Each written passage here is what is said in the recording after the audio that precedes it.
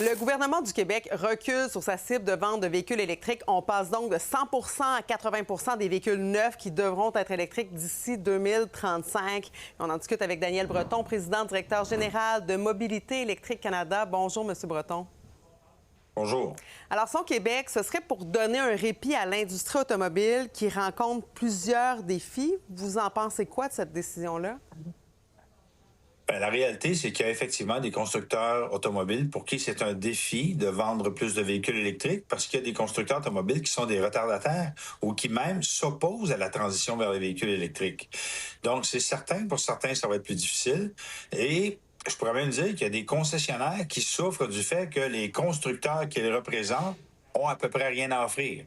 Par contre, ça ne fait pas en sorte que les gens n'achèteront pas de véhicules électriques. Ça va faire en sorte qu'ils n'achèteront pas de véhicules électriques chez eux.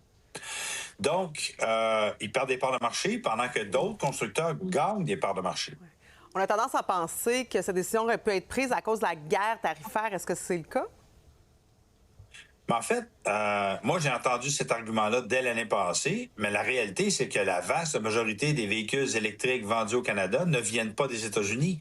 Ils viennent de Corée du Sud, ils viennent du Japon, ils viennent du Vietnam, ils viennent de Chine, ils viennent d'Europe, même du Mexique, ce qui veut dire qu'il y a peu de véhicules électriques qui sont affectés par les tarifs. Le gouvernement qui voudrait aussi inclure, on dit temporairement, les véhicules hybrides non branchables dans la catégorie des véhicules zéro émission. Est-ce que ça, c'est une bonne idée? Non. Parce qu'un véhicule hybride non branchable, ce n'est pas un véhicule zéro émission. C'est un véhicule qui fonctionne à essence, mais qui est un peu plus efficace, entre 20 et 40 %. La réalité, c'est qu'il n'y a aucun endroit sur la planète où il y a des normes zéro émission qui incluent les véhicules hybrides non branchables. Mais quand on nous donne l'argument de dire « oui, mais il y a des gens qui demeurent en région, donc il y a moins de bornes de recharge », je demeure en région. Lorsqu'on demeure en région, si on dit, par exemple, où je demeure, à Saint-Ignace-de-Loyola, il n'y a pas beaucoup de tours à condos chez nous, là. Ce sont des entrées de garage et des garages. C'est facile d'installer une borne. Tu peux facilement avoir une voiture 100% électrique. Mais à la limite, si tu dis, il n'y a pas assez de bornes et je crains, tu peux t'acheter un véhicule hybride rechargeable qui est déjà inclus dans la norme zéro émission actuelle. Donc, d'avoir une flexibilité par rapport aux véhicules hybrides rechargeables, tout à fait d'accord. Les véhicules hybrides, ce ne sont pas des véhicules de technologie récente. Moi, j'ai acheté mon premier véhicule hybride il y a un quart de siècle.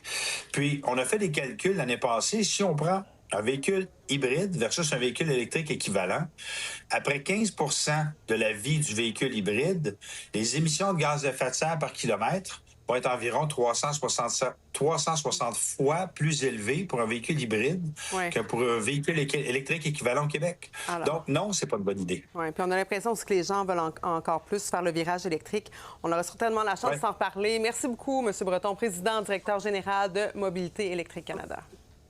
Merci.